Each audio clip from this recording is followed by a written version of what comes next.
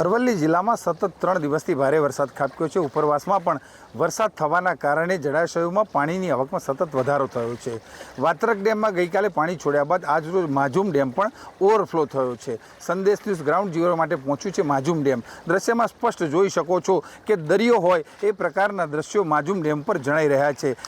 રાજસ્થાન અને ઉપરવાસના ભારે વરસાદના કારણે પાણીની આવકમાં સતત વધારો થયો છે। ડેમની મુખ્ય સપાટી 157.10 મીટર છે। હાલ રૂલ લેવલ એનું જે છે 156 પોઈન્ટ છે। રૂલ લેવલ જાળવવા માટે તંત્ર દ્વારા રાત્રે 3 દરવાજા ખોલી અને પાણી છોડવામાં આવ્યું હતું। 20 ક્યુસેક જેટલું પાણી જે છે એ પાણી એ નદીની અંદર છોડવામાં આવી રહ્યું છે। નદી કિનારાના જે કોઈ 35 ગામડા છે એ 35 ગામડાના લોકોને પણ કિનારે ન જવા માટે વહીવટી તંત્ર દ્વારા સતર્ક કરાયા છે। જયદીપ પાટિયા સાથે શૈલેષ પંડ્યા, સંદેશ ન્યૂઝ, અરવલ્લી।